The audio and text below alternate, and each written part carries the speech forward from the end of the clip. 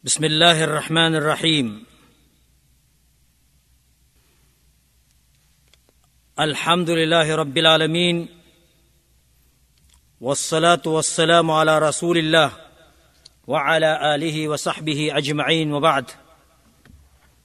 السلام عليكم ورحمة الله وبركاته. Mga kapatid, panibagong aral ang tatalakay natin ngayon dito, at ito ay ang isang napaka-importanting mga paksa na dapat lamang pag-ukulan natin ng pansin at pagpapahalaga, dahil ito ay tumutukoy sa ating pananampalataya. At ang pananampalataya ang siyang pinakamahalagang pinapahalagaan natin, dahil kahit paman ginagampanan natin ang mga tungkulin natin, kung hindi maganda ang ating pananampalataya, ay maaring ito ay mawawala ng kabuluhan. Ang tinutukoy kung napakahalagang paksa natin sa ngayon ay ang tungkol sa at-tauhid. Ang ibig sabihin nito sa Tagalog ay ang kaisahan ng Allah subhanahu wa ta'ala. Ito ang siyang pinakapangunahing aral ng lahat ng mga propeta. Ito ang unang itinanim nila sa puso at isipan ng kani-kanilang mga mamamayan. Ang propeta Muhammad SAW, bago pa man tumanggap ng mga kapahayagang pantungkol sa mga obligasyon o tungkulin na unang itanim ng propeta SAW sa puso ng bawat isa sa kanyang mga kasamahan, ang tungkol sa kaisahan ng Allah subhanahu wa ta'ala. Kaya, bibigyan natin dito ng linaw kung ano ibig sabihin ng at-tauhid. Ang tauhid ay ang pagbukod tangi sa Allah sa pamamagitan ng pagsamba, na huwag magbigay ng katambal sa Kanya ng anupaman. Sa madaling sabi, ang ibig sabihin ng tauhid ay ang lahat ng uri ng pagsamba ay dapat lamang natin iukol sa Allah subhanahu wa ta'ala, dahil siya lamang ang tanging karapat-dapat pag-ukulan ng ito, dahil siya lamang ang tunay na nag-iisang Diyos. Ito rin ang siyang dahilan kung bakit tayo nilikha ng Panginoong Allah. Batay sa sinabi niya sa banal na Quran, وَمَا خَلَقْتُ الْجِنَّ وَالْإِنسَ إِلَّا لِيَعْبُدُونَ. At walang dahilan, sabi ng Allah subhanahu wa ta'ala, ng paglikha ko sa jin at sa tao, kundi upang ako ay kanilang sambahin. Ito ang sinasabing tauhid, ang sambahin lamang ang Allah subhanahu wa ta'ala. At ang tauhid na ito ay hindi magiging ganap kundi maisaalang-alang ang dalawang saligan nito. Saligan ng banal na salita na tauhid, at ito ay ang pagtatakwil doon sa unang saligan ng kalimat at tauhid, la ilaha, walang Diyos. Nang ibig sabihin ito ay ang pagtatakwil, dapat nating itakwil ang lahat ng mga diyos-diyusan. Marami kasi ang mga sinasamba ng mga tao na mga diyos-diyusan. Ibig sabihin ng diyos-diyusan ay hindi totoo mga Diyos. At ang ikalawang saligan nito ay ang kabuuan ng kalimat at tauhid, illallah, maliban sa Allah. Ang ibig sabihin, maliban sa Allah, siya lamang ang tanging nag-iisang Diyos. Ito ay bilang pagpapatotoo na siya lang ang nag-iisang Diyos na karapat-dapat pagsambahin sa lahat ng uri ng pagsamba. Kaya ito ang ibig sabihin ng tauhid, ifradullah subhanahu wa ta'ala bil ibadah, fala yushraku bihi shay. Kailangan nating ibukod tangi lamang sa Allah ang pagsamba nang walang pagtatambal ng anupaman sa Kanya. Para maging malinaw at maliwanag ang ibig sabihin ng tauhid, tatalakay natin dito ang tatlong uri ng tauhid. Ginawang tatlong uri upang maging napakaliwanag ang ibig sabihin ng kaisahan. Kaya ang unang uri nito ay ang tauhid ar-rububiyah, ang kaisahan ng Allah sa Kanyang mga gawain. Ito ang maliwanag na ibig sabihin nito, ang kaisahan ng Allah sa Kanyang pagkapanginoon. Ang ibig sabihin ay ang kaisahan ng Allah sa Kanyang mga gawain. Pangalawa, tauhid al-uluhiyah, ang kaisahan ng Allah sa kanyang pagkadiyos, nang ibig sabihin, ang kanyang kaisahan sa pagsamba sa kanya. Ang ikatlo, tauhid al-asma wa sifat, ang kaisahan ng Allah sa kanyang mga pangalan at katangian. Isa-isayin natin para lalo pang maging malinaw sa atin ang sinasabing kaisahan ng Allah. Ang kaisahan ng Allah sa kanyang pagkapanginoon, ang ibig sabihin ay ang kaisahan ng Allah sa kanyang mga gawa, na siya yung lumilikha, siya yung bumubuhay, siya yung bumabawi ng kamatayan, tumutustos, nagpapaulan, namamahala sa sanglibutan na ito. Patungkol ito sa lahat ng kanyang mga gawa. At ito ay kinilala at tinanggap ng mga hindi Muslim, maliban pa sa mga Muslim. Nang ibig sabihin, ang lahat ng may makadiyos na katuruan ay kumikilala dito. Ang mga Hudyo, kinikilala nila ang kaisahan ng Diyos sa kanyang mga gawa. Ang mga Kristiyano, kinikilala nila, tinatanggap na ang Diyos, na ang Allah, ang siyang lumikha sa atin, ang tumutustos sa atin, ang namamahala sa atin, ang lahat. Kaya nga, matuto ngayon sa banal na Quran, sa surat Yunus, aya 31, sinabi ng Allah subhanahu wa ta'ala, "Qul may yarzukukum minas sama'i wal ard, amman yamliku as-sam'a wal absara, wa may yukhrijul hayya minal mayyit, wa yukhrijul mayyita minal hayy, wa may yudabbirul amr, fasayaquluna Allah, faqul afala tattaqun." Sabi ng Allah subhanahu wa ta'ala, sabihin mo o Muhammad, sino ang tumutustos sa kanila mula sa kalangitan at kalupaan, at sino ang may hawak ng pandinig at paningin, at sino ang nagpapaluwal ng buhay mula sa patay, at nagpapaluwal ng patay mula sa buhay, at sino nga ba ang namamahala ng lahat ng bagay? Katiyakang sila ay nagsasabi, ang Allah. Kaya sabihin mo, Muhammad, hindi ba sila nagkakaroon ng tunay na takot? Sa sinabi niyang, fasayaquluna Allah, katiyakang sasabihin nila, ang Allah. Ibig sabihin, ang lahat ng katangian ng Allah na ito na nabanggit, na siya yung tumutustos, namamahala ng ating pandinig at paningin, nagpapaluwal ng buhay sa patay, at ng patay mula sa buhay, namamahala ng lahat ng bagay, ang Allah subhanahu wa ta'ala. Napakarami pa mga talata sa Quran na matutunghayan dito ang nagpapatotoo na kinikilala ng mga Hudyo at ng mga Kristiyano ang pagkapanginoon ng Allah. Ang ibig sabihin ay ang tungkol sa kanyang mga gawa. Ngayon, sa paniniwalang ito ay hindi magiging ganap hanggat hindi maisabuhay ng isang tao ang ikalawang uri ng tauhid, ang tauhid al-uluhiyah, ang kaisahan ng Allah sa kanyang pagkadiyos. Ang ibig sabihin ng kaisahan ng Allah sa kanyang pagkadiyos, at dahil nga siya ang namamahala ng lahat, ang nangangasiwa ng lahat, dapat sa kanya lamang iukol ang lahat ng uri ng pagsamba.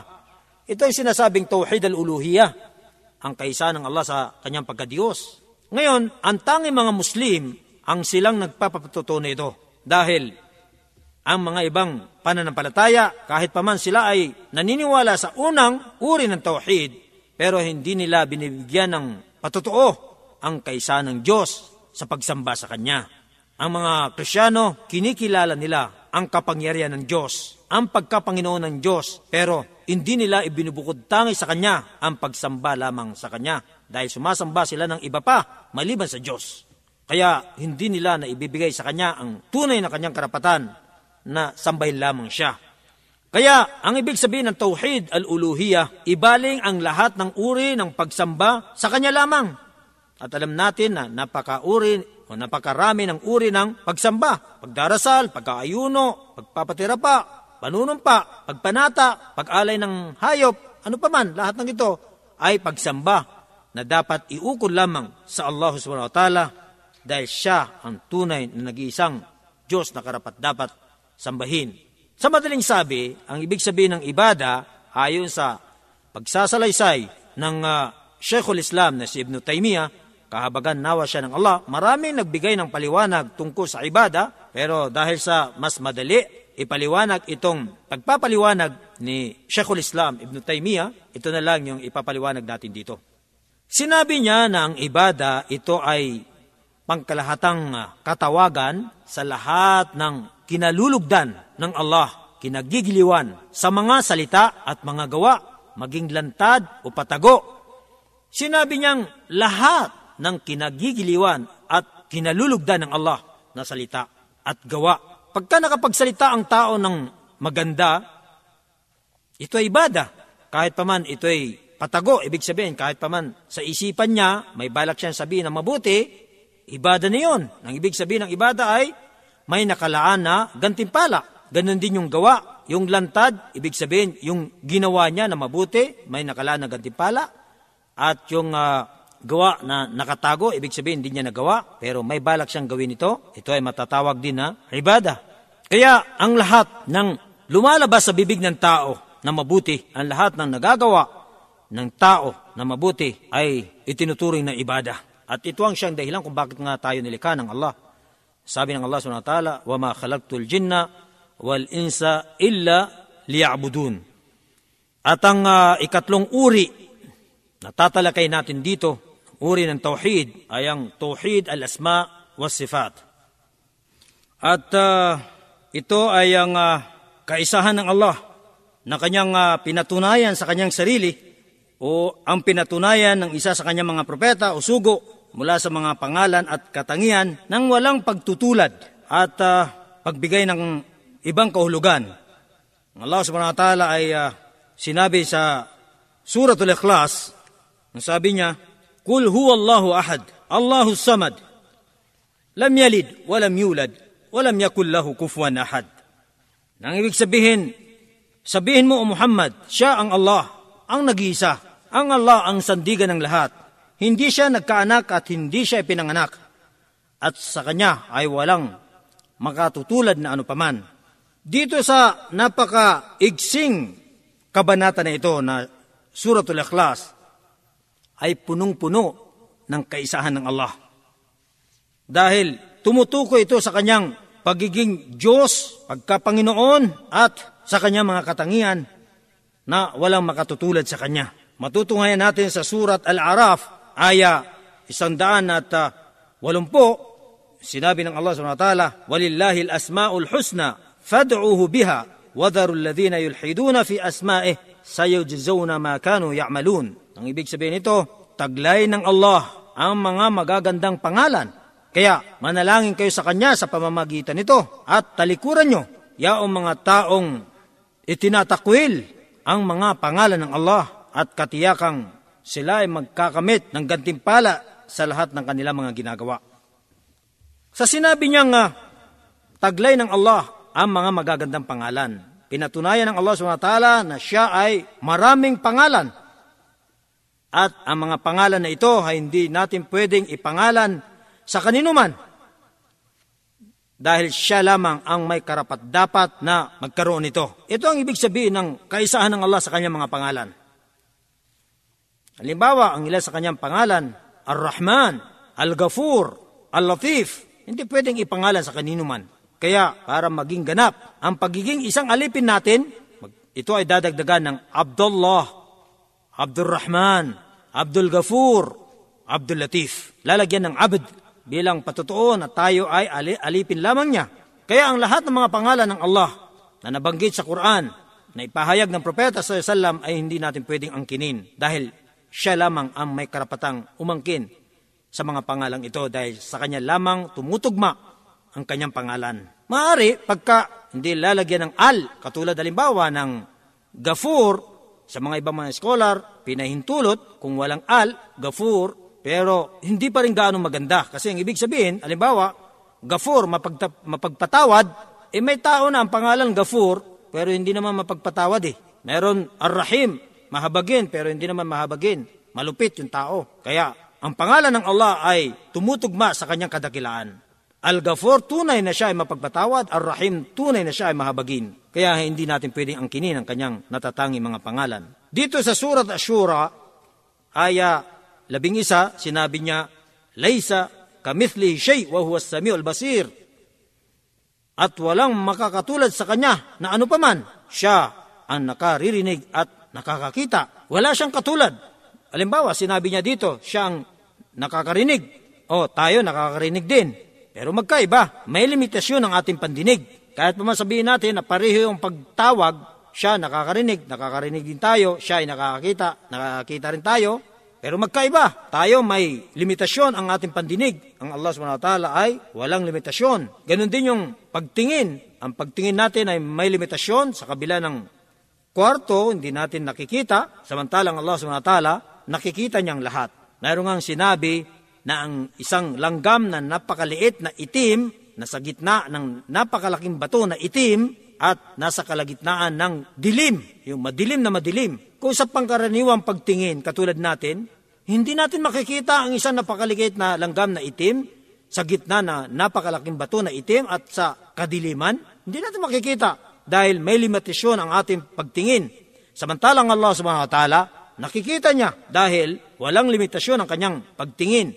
Walang limitasyon ang kanyang pandinig. Kaya ang katangian ng Allah ay naiiba. Hindi natin pwedeng angkinin ang kanyang katangian. Ito ang ibig sabihin ng kaysahan ng Allah sa kanyang mga pangalan at katangian. Kaya halimbawa, si Al-Imam Malik, nung siya ay tanungin tungkol sa pagtaas ng Allah subhanahu wa ta'ala sa kanyang trono, thumma stawa 'ala al-'arsh.